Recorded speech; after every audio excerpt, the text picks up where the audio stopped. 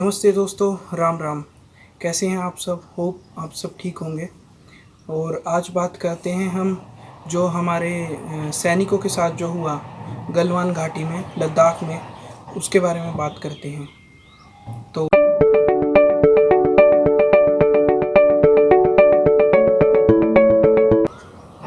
Actually Galwan घाटी में क्या हुआ, पहले तो हमें ये समझना पड़ेगा। गलवान घाटी में हुआ ये कि जो हमारे सैनिक थे, वो जो पोस्ट है, जो .14 पोस्ट है, मुझे अच्छे तरीके से उसका नाम याद नहीं, पर मैं उसको देख के यहाँ पे नीचे डाल दूँगा। तो उस पॉइंट पे हमारे भारतीय सैनिक भी थे और चाइनीज़ सैनिक भी थे। और उनकी जो फ्लैग मीटिंग हुई थी उसमें जो हमारे भारतीय सैनिक थे वो तो राज़ी हो गए थे पीछे हटने के लिए, और चाइनीज़ सैनिक भी राज़ी हो गए थे पीछे हटने के लिए। पर हुआ क्या, जो चाइनीज़ सैनिक थे वो उस इलाके से पीछे गए ही नहीं। और जब हमारे भारतीय सैनिक वहाँ पे वापस ये देखने के लिए गए कि भाई चाइनीज़ जो हैं उन्होंने वहाँ से विड्रॉल किया है नहीं किया, तो उन्होंने पाया कि उन लोगों ने विड्रॉल नहीं किया। और चाइनीज़ जो थे, उन हरामखोरों ने पहले ही उन्हें देख लिया था थर्मल इमेजिंग कैमरास और सारी चीज़ों से। और उन लोगों ने पहले से ही वहाँ पे छड़ें रख रखी थी जिनके ऊपर आगे कांटे और इस तरीके की मतलब वेल्डिंग टाइप की हुई थी। और जैसे ही हमारे सैनिक वहाँ पे पहुँचे तो उन सैनिकों के ऊपर हमला किया गया, जो कि अराउंड हमारे जो सैनिक थे, मतलब कुछ सूत्र तो कितना बता रहे हैं, कुछ सूत्र कितना बता रहे हैं, पर जो भी था मतलब ये था कि जितने हमारी सैनिकों की तादाद थी उससे 3 गुना ज़्यादा चाइनीज़ सैनिकों की तादाद थी। मतलब आप समझ सकते हैं, अगर एक एस्टिमेट लगाएं कि अगर वो 200 थे, हमारे सैनिक अगर 200 थे तो वो करीबन 1000 के करीब थे। मतलब शेरों के पीछे इतने कुत्ते लग गए थे। तो उन्होंने वहाँ पे आते ही जब भारतीय सैनिकों ने उन्हें वापस जाने के लिए कहा, तो उस समय तो वहाँ पे वो लोग कम ही लोग छिपे हुए थे उन टेंट्स में। तो भारतीय सैनिकों ने उन्हें वापस जाने के लिए कहा, तो उसी समय पीछे से उन्होंने और रिज़र्व फोर्सेस को बुलाया और फिर उन लोगों ने हमारे सैनिकों के ऊपर पीछे से हमला कर दिया उन रोड्स के साथ। और क्योंकि वहाँ पे सबसे बड़ी बात ये, आप सोचेंगे कि फिर हमारे सैनिकों ने वहाँ पे गोली क्यों नहीं चलाई, तो सबसे बड़ी बात होती है कि वहाँ पे हमारी ऐसी मतलब समझौता है, हमारी ये पॉलिसी थी अभी तक, जो पुरानी बहुत महान सरकारें रही हैं, तो उनकी ये पॉलिसी थी कि उस पॉइंट पे कभी भी गोलीबारी नहीं होगी, केवल डंडों और उनके सारे ही काम होगा। बंदूकें होती हैं उनके पास, AK-47 है, इंसा, बाकी जो भी गन्स हैं उनके पास वो हैं, पर वो हमला नहीं करेंगे और वैसे ही धक्का मुक्की से काम होगा और पीछे धकेला जाएगा। तो उन सारे रूल्स एंड रेगुलेशंस को फॉलो किया हमारी सेना के लोगों ने, भारतीय इंडियन आर्मी के लोगों ने, पर उन लोगों ने फॉलो नहीं किया। उन लोगों ने उन डंडों से और जो भी उनके पास चीज़ें थी उनसे हमला किया। तो भारतीय सैनिकों ने भी उनके साथ, फिर भाई हमारे सैनिक तो हैं ही शेर, अब शेर के ऊपर कोई कुत्ता हमला करेगा तो शेर तो अटैक करेगा ही। तो उन लोगों ने उनके ऊपर हमला किया और वापसी जवाब में उनके मतलब जो पता लगा है 43 के करीब सैनिक की डेथ हो गई है, जो आप लोगों ने सुन ही लिया होगा। और हमारे जो सैनिक हैं वो 20 के करीब शहीद हुए हैं, जिन्हें हम नमन करेंगे। भगवान उनकी आत्मा को शांति दे और उन्हें अगला जन्म फिर से इसी हिंदुस्तान की धरती में दे और फिर से वो फ़ौजी बने और हमारे देश के लिए फिर से मतलब लड़े। और मैं तो खुद ये चाहता हूँ कि मेरा अगला जन्म भी हो तो मैं खुद फ़ौजी बनूँ। तो भाई ये तो था जो वहाँ पे मतलब किस तरीके से प्रतिरोध और लड़ाई हुई और किस तरीके से हमारे जो जवान थे वो शहीद हुए और चाइना के भी कुछ जवान मारे गए, मतलब कुछ क्या बहुत ज़्यादा जवान मारे गए। पर इसके पीछे आखिर चाइना ने ऐसा किया क्यों, और अब भी चाइना पीछे हटने के लिए राज़ी नहीं है, आखिर क्यों?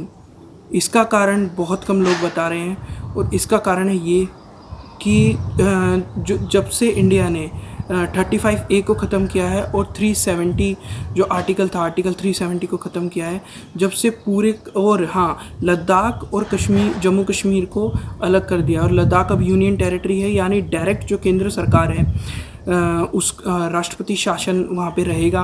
और हमेशा मतलब जो आर्मी है, आर्मी उस समय और भी ज़्यादा पावरफुल हो जाती है और आर्मी वहाँ पे डायरेक्ट सड़क बना सकती है, रोड बना सकती है, हर तरीके को कॉन्ट्रैक्ट्स अपने अनुसार दे सकती है और इलाके का डेवलपमेंट कर सकती है।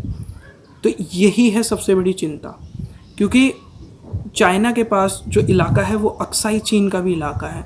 जो हमारे दुश्मनों के पास जो हमारे इलाके हैं वो 3 इलाके हैं। एक है पीओके, पाक ऑक्यूपाइड कश्मीर। दूसरा इलाका है गिलगिट बाल्टिस्तान का।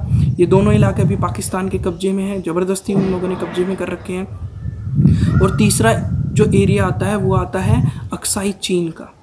तो जो अक्साई चीन है वो चाइना के अंडर है अभी।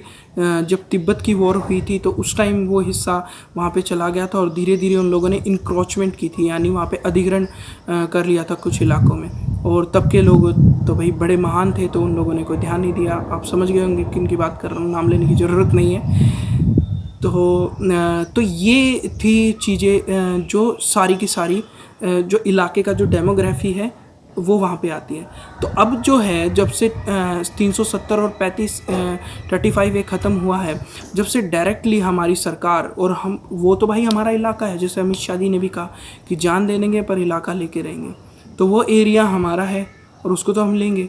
तो चाइना को ये डर है कि अगर पीओके हम लेंगे, जो लेंगे ही लेंगे, किसी का बाप भी नहीं रोक सकता, और उनके तो बाप भी बहुत हैं, तो किसी का बाप भी नहीं रोक सकता। और गिलगिट बाल्टिस्तान वाले एरिया को भी हम लेंगे, और उसके बाद क्या, शायद उससे पहले भी हम अक्साई चीन के एरिया को भी लेंगे ही लेंगे, क्योंकि वो हमारा हिस्सा है। तो ये है चाइना की जो टेंशन है ना, वो ये जानता है कि भाई अगर इंडिया पावरफुल हो गया, सड़कें बन गई, जो सड़क है वो भाई एलएसी के पास नहीं है, एलएसी से दूर है वो सड़क, कम से कम 8 किलोमीटर का डिस्टेंस है उसका, पर फिर भी चाइना को डर है। क्योंकि यही डर है ना, क्योंकि वो जानता है कि अक्साई चीन को अगर इंडिया ने ले लिया तो सिर्फ इलाका ही नहीं लिया जाएगा, ये चाइना के लिए भी एक बहुत बड़ा तमाचा होगा। पर हमें क्या करना है, हमें हमारी सेना के साथ खड़े होना है, और तमाचा हो चाहे ऐसी तैसी हो उनकी, भाई हमारा एरिया है तो हम तो छोड़ने वाले नहीं। यहाँ तो मेट्रो में अगर आप चले जाओ ना, तो एक बंदा सीट भी नहीं देता किसी और को। किस लिए? क्योंकि अगर वो बैठा हुआ है तो भाई उसकी सीट है, वो किसी को क्यों देगा, ठीक है। बस में जगह भी नहीं देते हम। जब इतनी सी चीज़ें हम नहीं देते तो वो सोच भी कैसे सकते हैं कि हम अपनी मातृभूमि की 1 इंच भी ज़मीन उन्हें दे देंगे। हम किसी भी हमला नहीं करते पहले, पर हम किसी की दादागिरी को भी नहीं सहन करते। तो ये पॉज इसीलिए था ताकि आप समझें इस चीज़ को। तो ये सारी जो कांड हुआ, ये था सारा कांड, और मैंने ये कारण पहले भी बताया था कि यही है वो कारण कि उस इलाके को किस लिए चाइना हथियाना चाहता है। और एक लास्ट पॉइंट एक और मैं ये बताना चाहूँगा कि जैसे जो इसकी पिछली वीडियो थी, जो मैं ऊपर डिस्क्रिप्शन में भी दे दूँगा, इंडिया वर्सेस चाइना वाली, कि क्या चाइना में इतनी हिम्मत है, तो वाकई में चाइना में हिम्मत नहीं है। और मैंने उस टाइम भी कहा था, उस वीडियो में थोड़ी लंबी थी, पर आप होप उसको पूरी देखिए, आप समझ जाएंगे कि चाइना जानता है कि वो वैसे ही कोरोना फैला के फंसा हुआ है और पूरी दुनिया उसके खिलाफ है, और इस समय एंटी चाइना सेंटिमेंट्स हैं हर जगह। और अमेरिका ने भी, जैसे डोनाल्ड ट्रंप अंकल ने बोला है कि वो हमारे साथ हैं, जो चचा जान के बोलने के बाद तो और भी ज़्यादा चाइना, और उसका एक पिल्ला तो है ही, उसका नाम आप जानते हैं, वो भी डरा हुआ है, ठीक है ना, जो भाड़े के हथियार लेकर और समय समय पर भाड़े के लोग भेज के यहाँ पे ड्रामे करता रहता है और हमेशा जूते खाता है। तो ऐसा ना हो कि वो भी निपट जाए। और एक चीज़ और है, यहाँ पे मैं नेपाल के बारे में भी कहना चाहूँगा कि नेपाल जो है इस समय वहाँ पे कम्युनिस्ट गवर्नमेंट है, और कम्युनिज़्म जो है वो मेनली इन्हीं देशों से फैला है, जैसे चाइना हो गया, रशिया हो गया, और बहुत से देश हो गए। तो बेसिकली कम्युनिज़्म के भी काफ़ी पार्ट्स हैं, जो जिसमें आज जो पार्ट है वो सबसे बड़ा है, जो माओवाद जो है, एक तरीके से जो चाइना से ही फैला है, माओ सीदाओं के द्वारा। तो वो जो है वही वहाँ पे नेपाल में इस समय है। जो प्रचंड थे वो भी एक कम्युनिस्ट ही थे, और आज वहाँ पे कम्युनिस्ट ही सरकार है। तो ये तो अब हमारे नेपाली भाई बहनों को समझना है, हमारे नेपाली हिंदू भाई बहन चाहे वो कोई भी हों, उन्हें ये चीज़ समझनी है कि ये देश, ये धरती, ये बॉर्डर हमें कुछ अलग नहीं कर सकते। हमारा तो बहू बेटी का संबंध है, और ये हमारी ही जगह है, और हमारी ब्लड लाइन्स भी एक है, हमें कोई अलग नहीं कर सकता। तो मैं उन्हें यही कहूँगा कि प्लीज़ आप लोग खुद खड़े होइए और कुछ कीजिए। तो ये थी सारी चीज़ें। तो मैं आप लोगों से सिर्फ यही कहूँगा कि प्लीज़ इसे शेयर कीजिएगा और सब्सक्राइब कीजिएगा। और please and please stay healthy.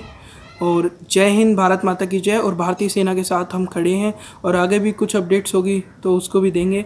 और हाँ, एक और चीज़, अब थोड़ा जैसे जैसे अनलॉक होता जा रहा है तो कई जगह हम घूमेंगे भी, तो कुछ जगह में घूमने भी जाएंगे और आगे जो वीडियोस आपको मिलेंगी कुछ ऐसी, उसमें कहीं ना कहीं हम घूमेंगे भी और इस तरीके की घुमाई होगी कि आप लोगों को लगे कि आप मेरे साथ ही हैं और वाकई में मेरे साथ ही हैं। तो बने रहिएगा।